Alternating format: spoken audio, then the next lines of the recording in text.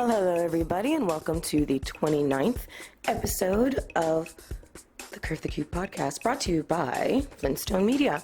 And on this 29th episode, I think that's what I said before, on this 29th episode, we have Richard P. Anderson, and this guy is really inspirational. He has gone from one nonprofit to another, just building them up, increasing their networking, and just really helping nonprofits who are particularly working with animals just really become very well funded and very well organized. And he is the executive director and CEO of Peggy Adams Animal Rescue right now.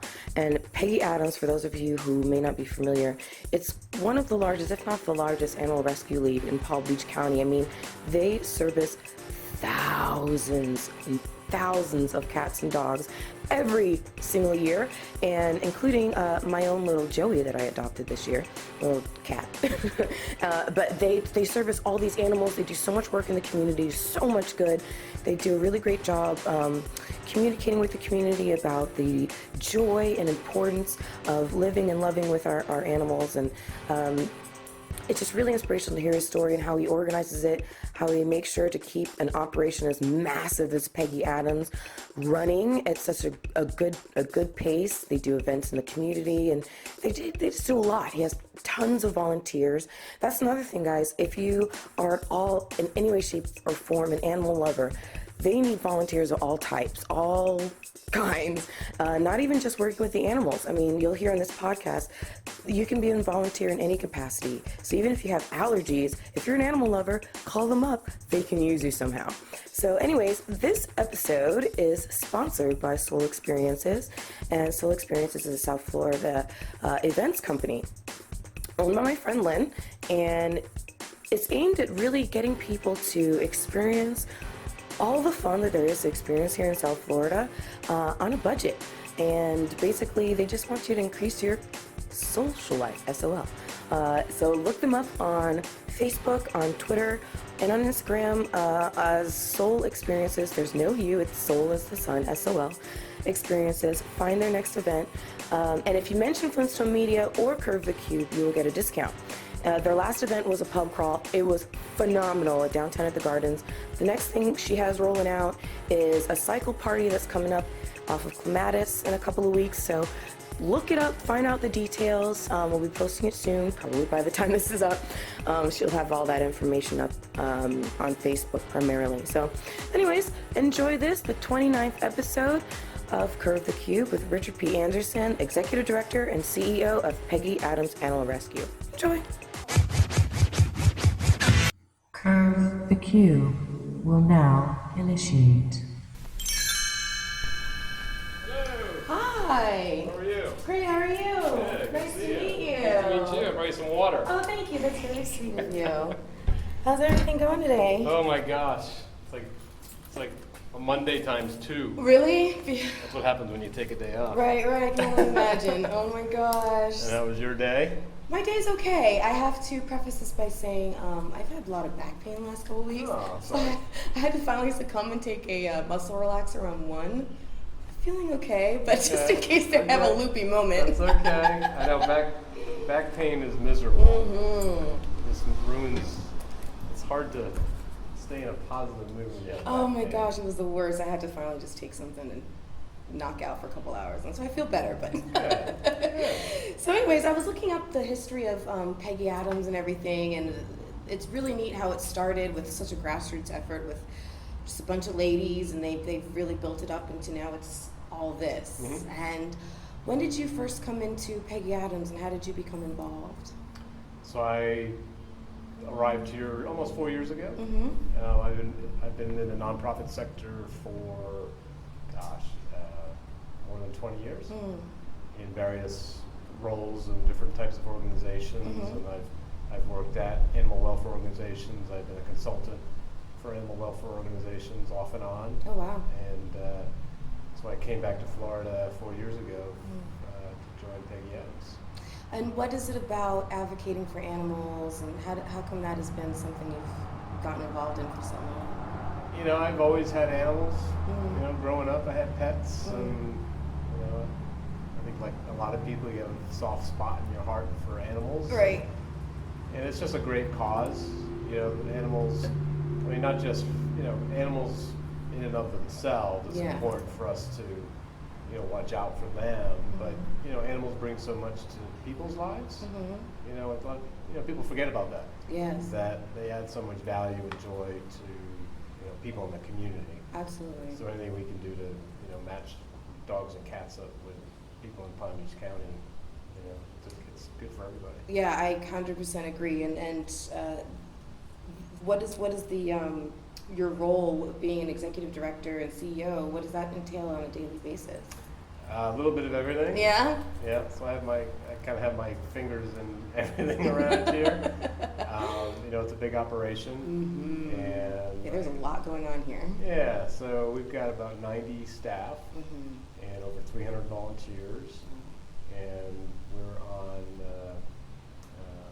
about 13 and a half acres here. Is that really how big this campus is? Uh-huh. Wow. And today we have over 1,000 animals in our care. Unbelievable. So so I have my hand in just a little bit of everything. You know, I work really closely with our board of directors, and they're the ones that really set the vision and the path for the organization. So it's making sure that, you know, what we're doing on the ground here at the league matches up with what the vision is for the organization moving forward. Gotcha. But the league is just here, right? There are no other locations. It's just in Palm Beach County here, Correct, right? and that's typical. Most local humane societies, rescue leagues, SPCA's, we're for the most part we're all independent of each other. You might have some that might have multiple locations within a state, but Peggy Adams is completely independent of every other animal welfare group. Yeah. There's no national umbrella organization, so we're not a chapter or an affiliate of like Humane Society of the United States or the ASPCA. Right. We have loose networking with other shelters and those national groups, but there's no one, master humane society. Right, right.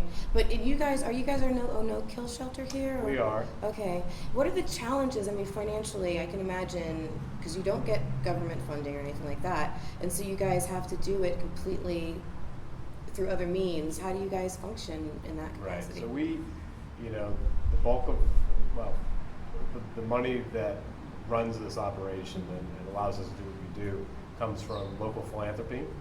So, we're fortunate that we have a large number of people in the community that support us every year. We do events, special events. We also get grants from foundations around the country. So some of our biggest funding comes from PetSmart charities, for instance. So we work with national foundations on our work. And then fee for service. So we do offer certain veterinary services. So we offer spay-neuter surgery at a cost, but a very reduced cost. We have our vaccine clinic that runs 6 days a week. And are the veterinarians and everyone who's involved in the medical side of things for the animals, are they, are a lot of them volunteer as well? Or? No, we have 5 full-time vet positions. Wow. And then we have 14 or 15 vet technicians that support the veterinarians. Wow. So it's a pretty big operation. It's a huge operation. So the heart of the organization is our spay-neuter clinic. And so we went from our new building that we're in now just turned 5 years old. We have 15,000 square feet of clinic space in our new building.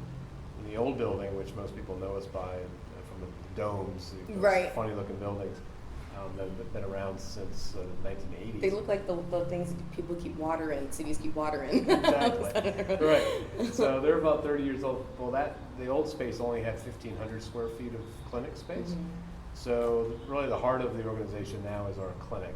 And our primary, besides saving dogs and cats and finding them new homes, our other focus is spay-neuter. And so we've really ramped up our spay-neuter operation, our capacity. We hope to do 15,000 surgeries this year alone. Last year we did about 11,000. And someday we'd like to make we'd like to see our clinic do as many as 25,000 surgeries a year. That's incredible. I mean, I was looking at the stats. It's, I got my cat from here a few months ago. Oh, great. Yeah, my cat Joey. He's amazing. And so that was when I first thought, I need to. This place is pretty cool. There's so many things I think that so many of us know of animal rescue, and we've seen it in some way, shape, or form. Maybe we've adopted ourselves or whatever, but no one really gets behind the scenes and really into it. And I was looking at the stats, and it's like, just to read them from the website, 28,828 dogs, cats, puppies, and kittens received services last year alone here. Mm-hmm. I mean, that's enormous. That is is massive. I can only imagine all the moving parts and everything, and all the necessities that come with needing volunteers. It just seems like such a massive operation. How do you keep a hold on everything that goes on? There's so many different things that go into it. Well, we have great staff, first Yeah. and foremost. We've got staff here. People don't work here unless they love animals. Mm-hmm. And so people aren't here because of the pay. Mm-hmm. It's a nonprofit, so we do pay our staff, Yeah. but they could probably make a lot more elsewhere. So really, our staff, they're here for the animals. Mm-hmm. They're the ones that really make this happen on a daily basis. And then our volunteers, like I said, we have over 300 volunteers, active volunteers, and we just have, a very talented group of people, very dedicated.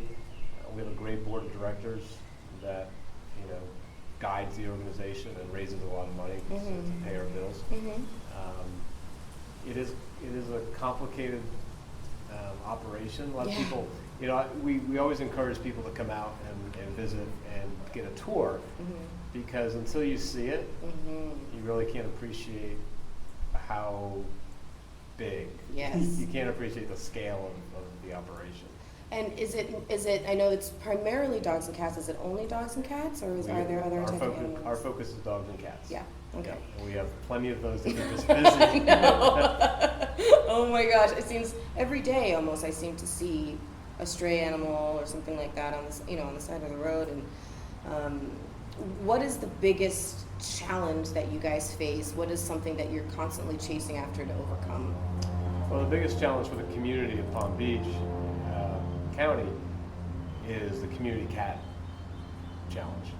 What's that? And so what we call community cats, some people would call feral cats. Okay. They're those free roaming cats that you see everywhere, Mm-hmm, right? mm-hmm. So we estimate that there are more than 200,000 of those cats in Wow. Palm Beach County alone. Wow. And that's the biggest challenge for our community as a whole. And Peggy Adams, we made the decision when we opened our new facility 5 years ago that we needed to put a lot of emphasis and a lot of our resources towards spaying and neutering those community cats. Because what happens is these free roaming cats, they reproduce At alarming continuously. rates. Continuously. Oh yeah. And it's those litters of kittens that flood our shelter, they flood animal care and control every year. Right. So right now we're at the peak of kitten season in Palm Beach County. Okay. And, fortunately we have, a couple hundred foster volunteers, because we have, A friend of mine actually does that. yeah, His so wife, yeah. great. So we have almost 500 cats out in foster care on top of the 400 cats that we have here Incredible. on the property. So cats are our biggest challenge. Yeah. We do a lot of work with what's called TNVR, or Trap, Neuter, Vaccinate, and Return. Okay. And if you saw in the news this last week, there was a big, really significant time for Palm Beach County. The Board of County Commissioners have given their initial approval for changes to the animal ordinances Okay. that will allow the county shelter to do trap, neuter, vaccinate, and return. And what that means and why it's so significant is right now, if a community cat or a feral cat is brought to the county shelter, it's, for the most part, they're all going to be euthanized. Wow. With this ordinance change, the county will now be able to, when those cats walk in the door, they can be spayed and neutered, vaccinated, microchipped, and then put back to where they came from, which is what Peggy Adams does as well. So that will save upwards of 4,000 cats that typically die at the county shelter every year. Yeah. And it's not just saving those cats' lives. The burden on taxpayers is huge. Every animal that ends up at the county shelter costs on average of $400. Wow. Regardless of what happens to it, if it's euthanized or if it's adopted. So there's roughly 4,000 cats that end up at animal care and control every year that are euthanized. So at a cost of $400 versus a cost of just $50 to spay and neuter, vaccinate, and microchip and put them back, it's a huge cost. It will be a huge cost savings to taxpayers in Palm Beach County. And because that $400 would have been multiplied based on that litter over and over again. So Right. yeah, Exactly. you're saving generations worth of money. Exactly.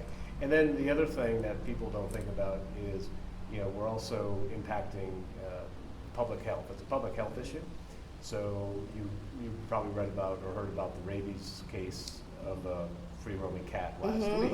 And there was said that there may have been a second one, I think, or another cat may have been And they've bit, been something trying like to, that. right, Yeah. So they've been trying to find the second something cat. like that. Yeah. And so when those free roaming cats are TNVR, trap, neuter, vaccinate, return, they're vaccinated against rabies. So this program also protects the public from seeing rabies cases multiply in our community as well. Yeah, ironically enough, I got bit by a dog yesterday. How long does it take rabies to show effect? Well, you want to go to the doctor, and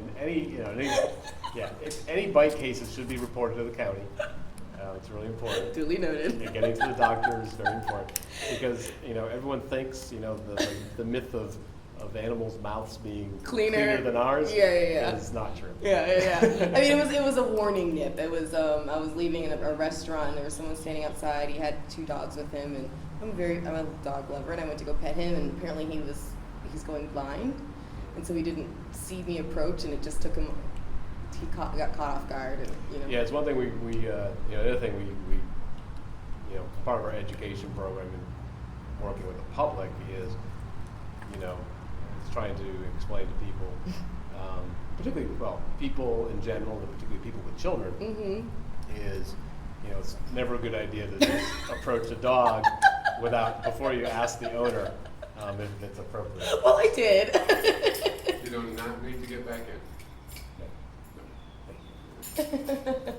No, I did, and that's why I think maybe the dog didn't react more than it did. It was just like a little, wait, I don't want it. Yeah. It's a sweet dog. But anyways, okay, so you were talking about some of the biggest challenges you face with you have to do all the grant work and kind of networking and on that financial side, and it sounds like you're attacking the problem of overpopulation of animals and cats from 2 ends. You're trying to find homes for the ones that you have and spay and neuter the ones that are out there before they contribute to a bigger overpopulation problem. Exactly. But how, with the massive size of this operation, how important is it for those volunteers both inside and the people who do the fostering, and how do you try to reach out and get more people involved in all that? We're asking people and reaching out to the community every day to find more volunteers, find more adopters. Fortunately, we have a very animal-friendly community in Palm Beach County, so we adopt out a lot of animals. So this year, we think we might adopt out as many as 5,000 cats and dogs this year. Wow. So that's great. We always need more volunteers. Foster volunteers are critical because the more foster volunteers we have means we can save the lives of more animals. So we have a capacity here on the property of really no more than 450, 475 animals that we can safely manage on our campus. And right now we have more animals out in foster than we do on campus. So right now, because of our volunteers, we're able to save twice as many animals than we could otherwise. How do people volunteer who are interested? So people want to go to peggyadams.org, go to our website. You want to sign up for volunteer orientation, and so we schedule those regularly, and you'll come in for an orientation, and We'll explain, what the league is about Mm-hmm. and what the volunteer program is like and what positions are available. Mm-hmm. And then it's up to the potential volunteer to decide if it's something that they want to do. But Mm-hmm. we really try to make our volunteer program as professional as it can be. Mm-hmm. And so we have job descriptions for all types of Yeah. roles here at the league. I mean, we have volunteers that volunteer in our finance department. Oh, really? So it's not even just with the animals, it's any aspect of the operation. Right. So you have some people who, let's say they have allergies Mhm. that doesn't allow them to work directly with the animals. Yeah. Well, we've got plenty of other opportunities that if they have a particular skill, we have people that work in our marketing department, work in the finance department. So we have, we probably have more volunteer positions than we do have staff positions Mhm. here at the league. Wow, that's interesting. Okay, so how many, you were saying there were, what are the different types of roles that the volunteers play? You said that there's so many different things that they can do, but as far as like working with the animals, if someone wants to come in, and what might be like a typical day? Well, we need as many dog walkers as possible. Okay. So dog walking is always a need for us. Mhm. We try to walk the dogs as often as possible and as late in the day as possible. Okay. So we're always looking for dog walkers. Are there people here overnight? No. Okay. Nope. We don't have staff that stay overnight, Mhm. which is not unusual. Yeah. The dog walkers are critical. We have shifts of dog walkers in the morning and the afternoon. Like I said, we have so many different. We have volunteers that work with our maintenance department. Mhm. People with carpentry skills or handyman type skills. We could put them to So work. on literally things. anything. If you have a talent, we could probably put you to work. That's great. Yep. That's awesome. And so when you guys go out into the community for events, do volunteers do that too, or is that just the staff that's? We do. We try more and more to recruit volunteers to help out at the events. Mhm. We always have animals at the events, or Mhm. we try to have adoptable animals at the events. So the more volunteers we have to help us, have the dogs on a leash, Mhm. the better, means we can bring more animals out. We have a new volunteer program that we're really excited about. It's called Adoption Ambassadors. Adoption ambassadors. Adoption Okay. Ambassadors. So we just launched that very recently. And what that is a volunteer will come in and they will pick out an animal, they could essentially pick out any animal here at the shelter. Yeah. And really check it out, take it home, and their volunteer job is to market that cat or dog. Ah. And they're the ones that work to find a new home for that, Oh, that's for that very, pet. very interesting. And they can Yeah. use whatever means that they want to. Yeah, one of the best ways to market an animal, particularly a dog, is just take it to where That's true. you hang out. That's true. Take it to the beach, take it to the dog park, take it shopping with you, and that's a great way to Absolutely. get an animal exposure that it otherwise would not get here at the league. Let me ask you a question. Who does your photography of the animals? Because it is Isn't it great? impressive. Yeah, It is very impressive. We're very lucky. So we have a staff person who Mhm. coordinates, who Mhm. does photography, does most of our photography, but also coordinates volunteers. Mm. So we have several volunteer photographers that work with our staff to get as great a shot of the animals that we can, because, like you said, the photography is really good, Mm-hmm. and It really sells. that's the point. It really does. You really need those good pictures. Yeah. To give those animals the best chance of finding a new home as quickly as possible. Mm-hmm. Mm-hmm. So all those photos, the photos of our animals are updated every hour Oh, really? on our website. Okay.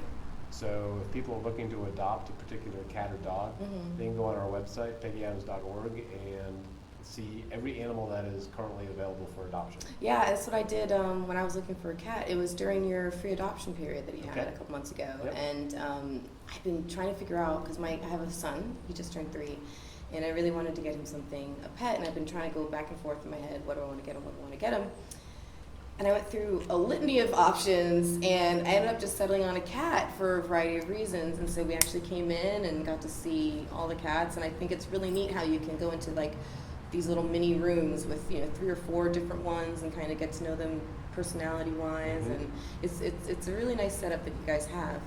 He loved it. I loved it, and I'm kind of glad that I came here after hours, because honestly, I probably would have left. I would have been like, wait a minute, what am I doing? If you love cats, our cat room is a lot of fun. It's a lot of fun. A lot of fun. They're super cute. They're adorable. And do you is there a lot of truth to the idea that people tend to want to adopt the younger animals for the older ones? And what would you say to advocate for the older animals that you guys might have? Well, older animals are a lot easier than younger animals. So we try to impress that upon people. First and foremost is, an older animal has been there, done that. You know what their personality is. They're typically housebroken already. Always a plus. A lot of them come with some degree of behavior training already. Yeah. You know if they're good with other dogs. You'll know if they're good with even cats. You'll know if they're good with kids typically. So the older dogs in particular, the older ones have a lot of benefits when they're adopted versus the puppy or the younger dog that require a lot more effort. And we'll chew some things, and we'll chew some things, and might require some serious training. So you need typically you need a lot more patience with a younger animal than an older animal. Yeah. Like I said, we try to match up personality. Everything we do here with our cats and dogs is to identify their behavior type and their personality type. So when people come in to adopt, we ask the potential adopter, what are you looking for behaviorally? What are you looking for personality-wise? So now we don't focus on breed. So instead of labeling a mixed breed dog with our best guess as to what it is. Right, Cocker Spaniel blend or something. Right, which we really don't know. We really don't know. We focus on the personality, because the personality is really going to dictate if it's going to be the right match for the people coming in looking for their new family member. And what is the relationship between an operation like Peggy Adams and places that, for lack of a better word, produce animals for sale? Like, do you guys see a lot of animals that are bought by someone and then they don't know what to do with them, so they bring them here? Is that ever, I'm trying to figure out how exactly to ask this, but is there a challenge involved when there are people and organizations around you that may be contributing in some way to a situation that you're trying to fight against? Absolutely. Trying to say it as politically okay as possible. So, something for everyone to remember is on any given day, there's at minimum 2,000 to 3,000 cats and dogs at local rescue groups waiting to be adopted. Yeah. Right? And they're so good. They're such great animals. They're great. Shelter animals are wonderful. Yeah. And so we obviously advocate for adopting shelter animals. And we do at times receive a pet store, pets being surrendered here. Florida is one of the biggest buyers of what people call puppy mill dogs that are bred at these commercial breeding operations out of state. They often come with serious health issues. When you see the pictures online, and when you first get the dog, it might look perfect. But they so often come with some really serious health issues. So those animals do end up at shelters because people buy them. They'll spend several $1,000s on these dogs, and then they'll discover these serious health issues, and they don't, they might not have the money to deal with that. And so, that's one way that we end up with so-called puppy mill dogs. I feel like there was a puppy mill bubble. Like, we just went through kind of a trend of it over maybe the last decade or so, where it just seems like it's being talked a lot about, and I feel like people are becoming aware of just the value of just your everyday pet. And do you feel like people are starting to get that that shelter animals are just as good, if not even better than think maybe the so. designer, quote unquote designer animals? I think you're right. Yeah. I think there's been a major push in the last few years about the value of shelter animals. And there's been a lot of press, obviously, about pup and mill dogs.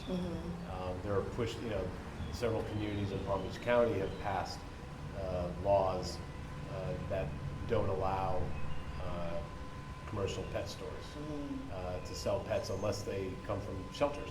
Okay. And so that's a growing trend around the country, actually. Yeah.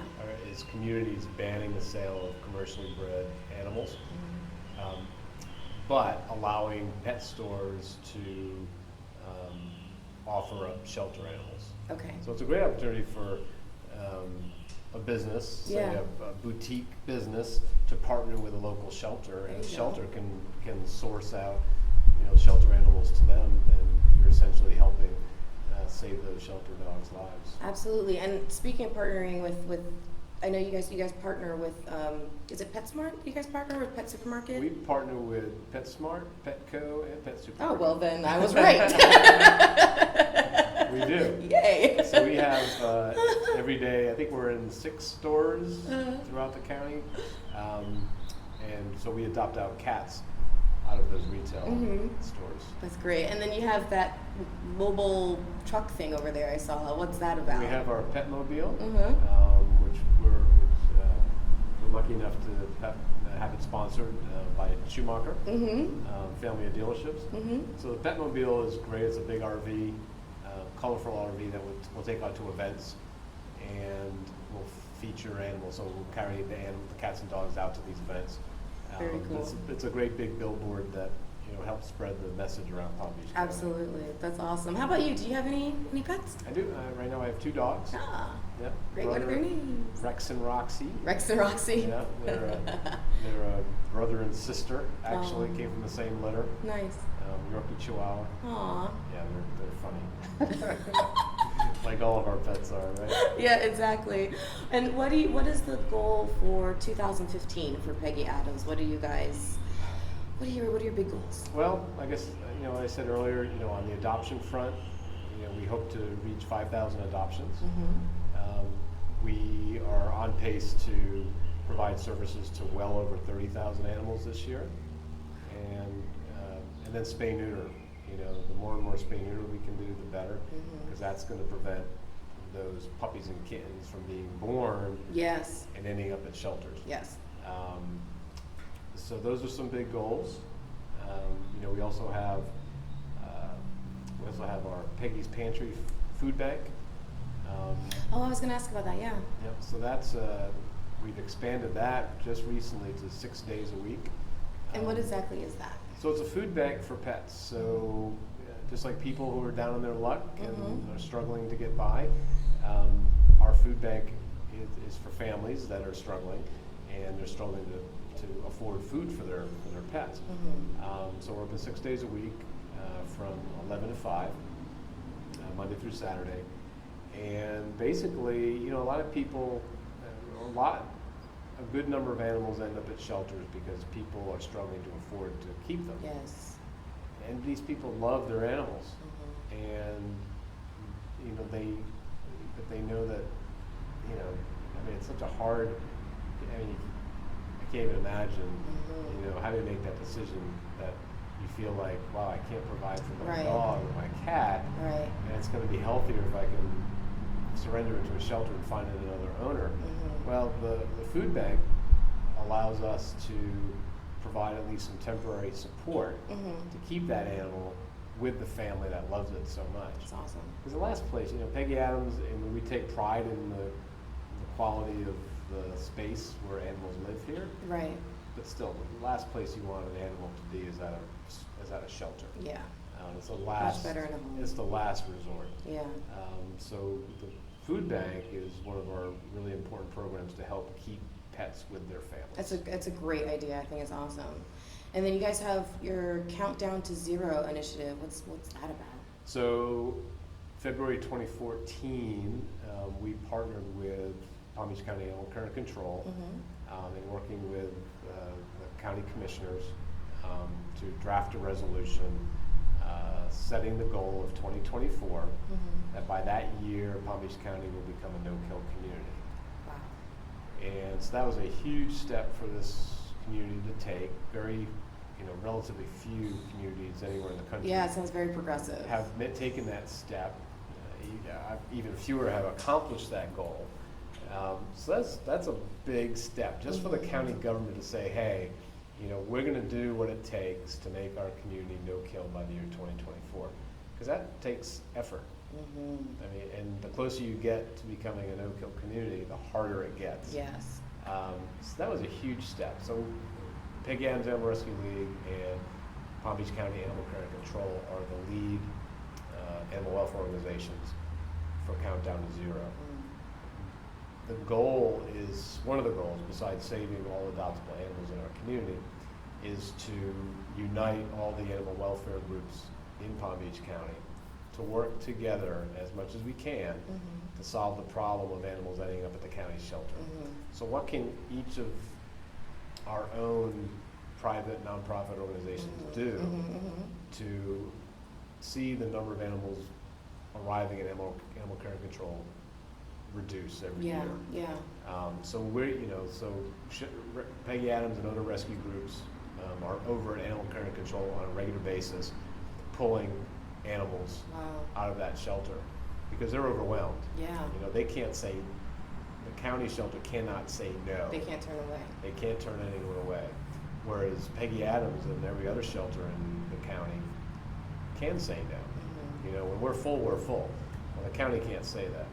So, we're hoping to pull close to 1,000 animals from the county shelter this year. Wow. And so we really are encouraging all the rescue groups to do the same.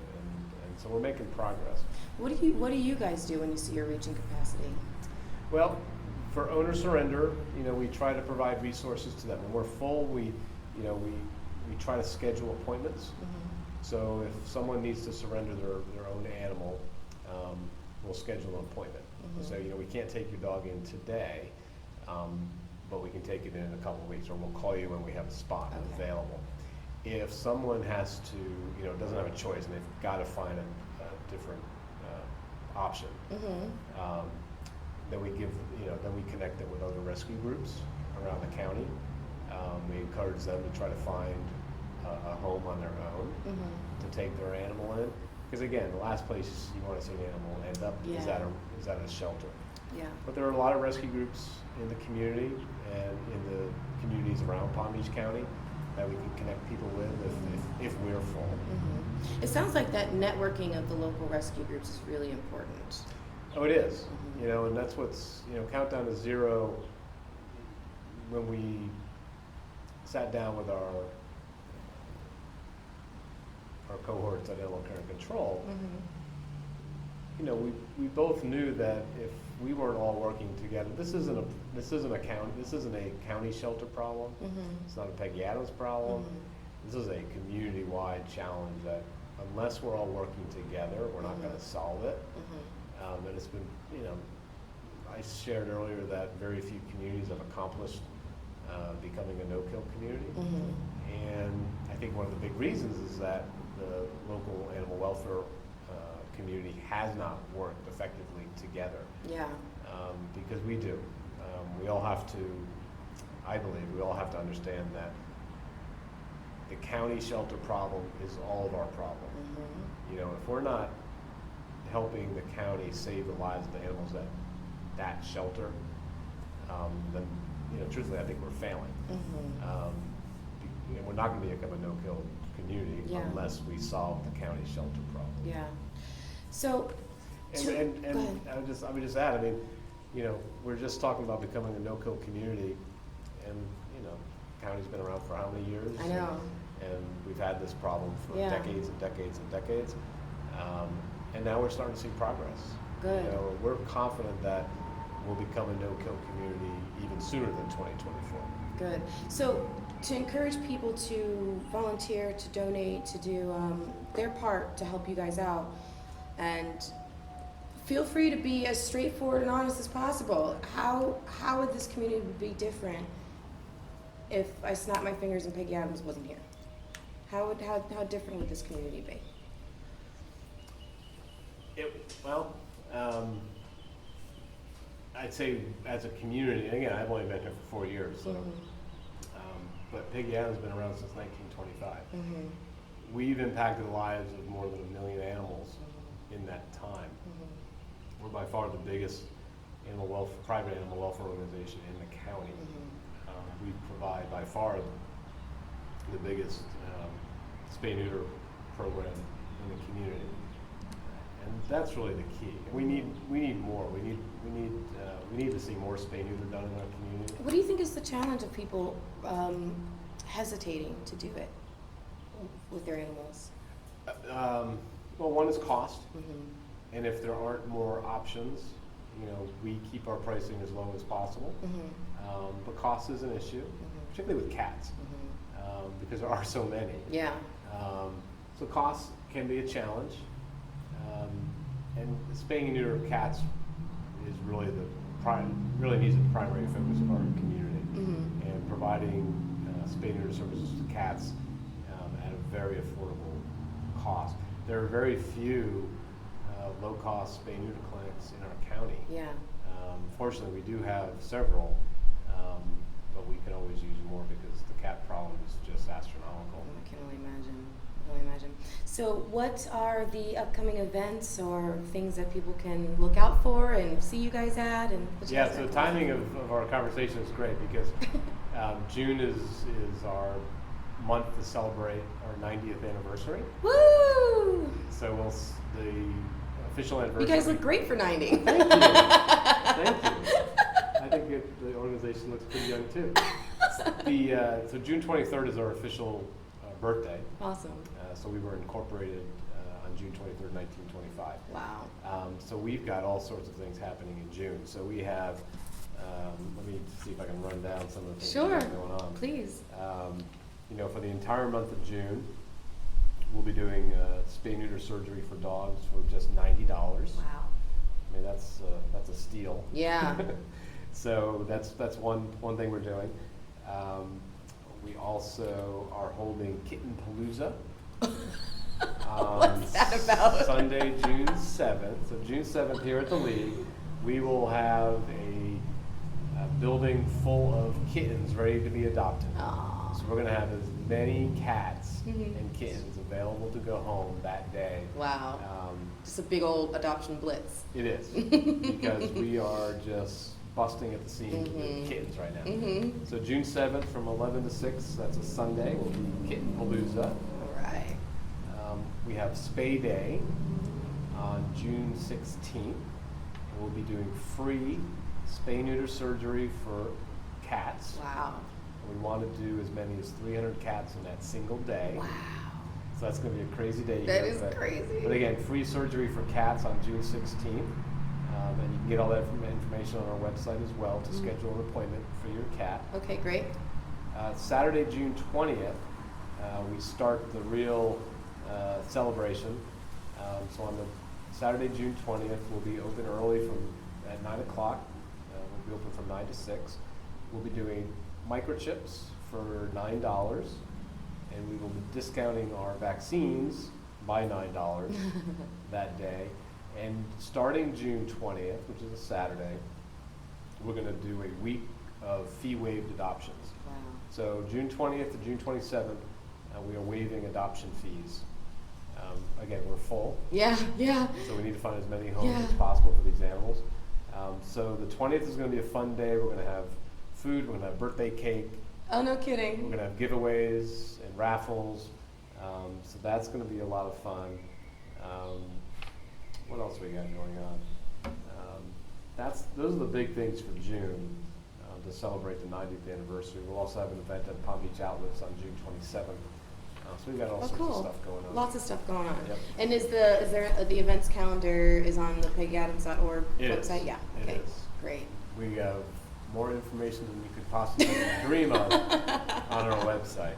It's a great resource. So we have some great pages on information about what to do when you find kittens, maybe in your yard or on the street, and what's the proper way to deal with those, and when to bring them into Peggy Adams to be fixed and spayed and neutered and vaccinated.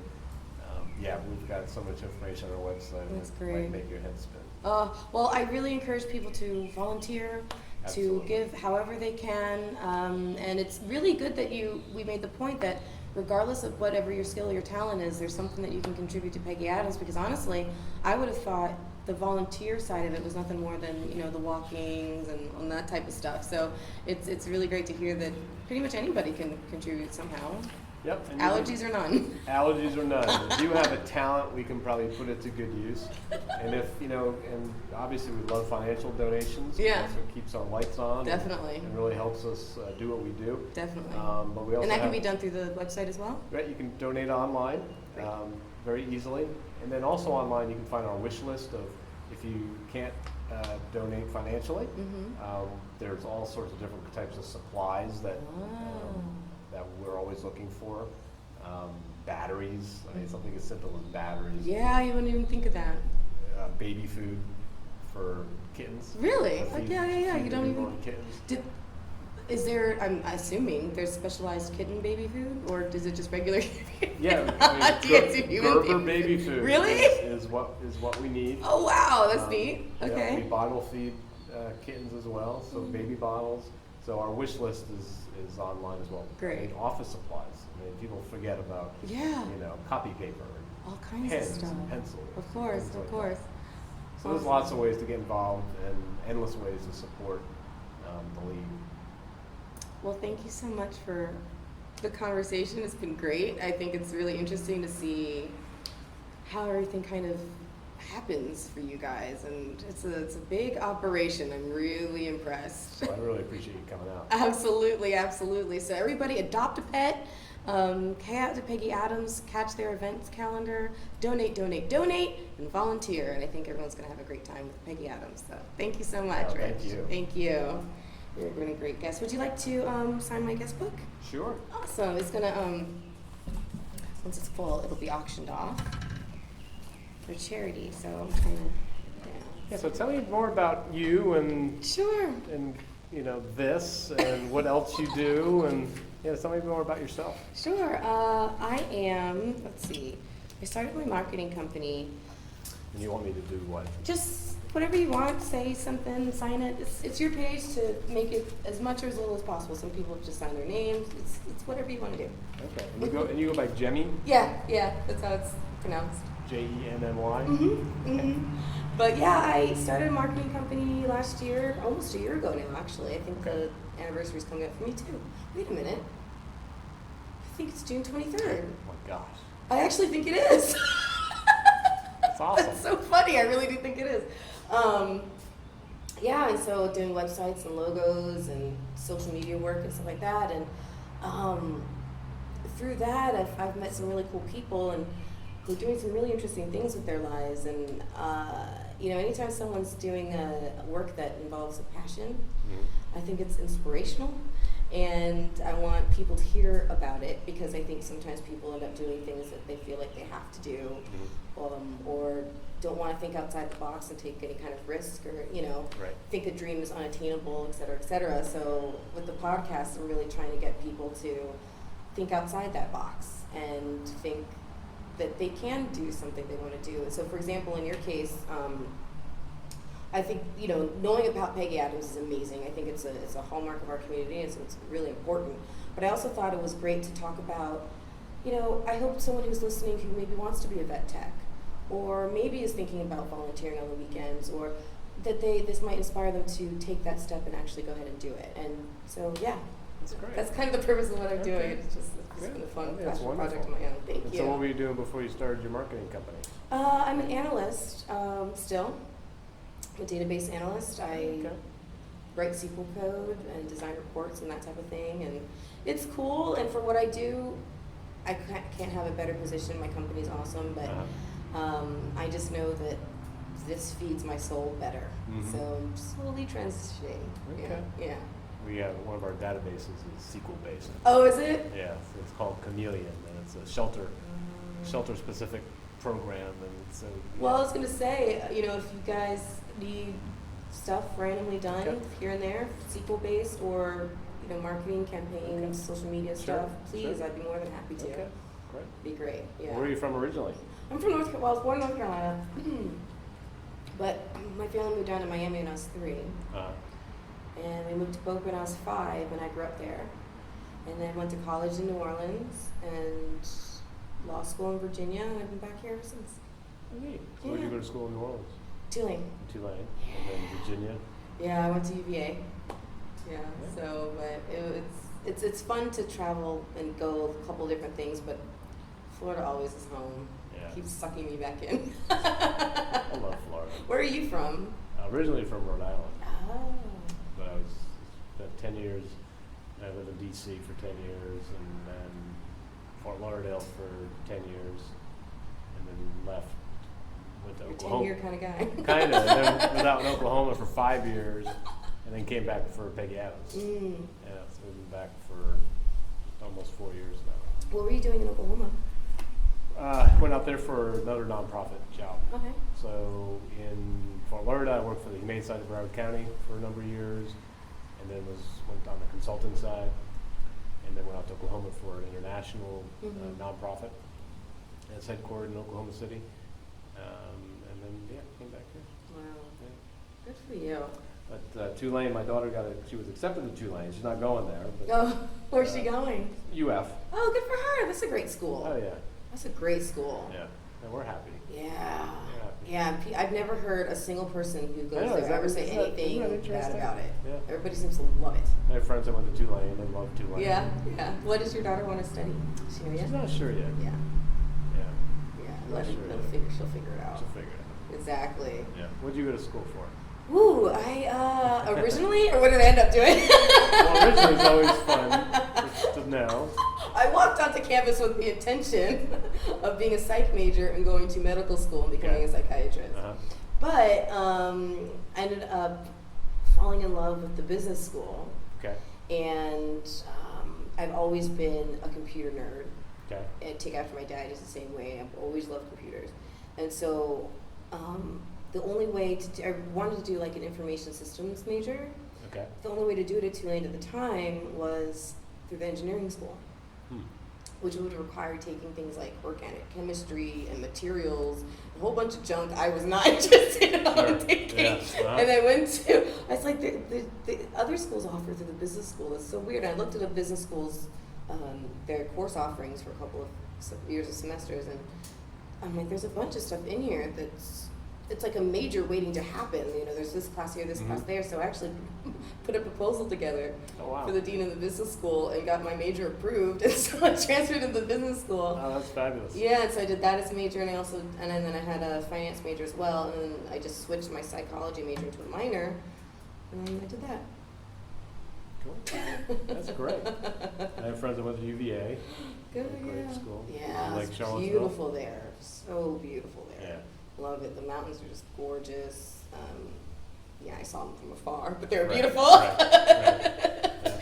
And the campus itself is amazing. It was really it was kind of a culture shock to go from, high school and stuff down here where there's parties and all kinds of social life going on, and then I went to college in New Orleans, which is just on another level altogether. Right. I mean, there are bars that literally do not close. They haven't closed in decades. The block has not seen a turn in decades. Right. And to go from that to a very quiet, Charlottesville. yes, it was a culture shock. Remember, my roommates and I, the first weekend or whatever there, and I'm like, yeah, let's go to a club, let's go out. And I start asking around, they're like, a club? There's no club here. And I'm like, really? You have to drive an hour to Richmond. Man. Richmond's a good city. I like Richmond. Yeah, I did actually go over there a couple times while I was in college. It was fun. Yeah, A lot of fun. Richmond's Yeah. a fun town. Anyways, thank you so much. No, thank you. So did your daughter she just graduated? Just graduated. Graduation is Thursday night. Coming up? Yep. Oh my gosh, how exciting. Congratulations. You have successfully curved the cube.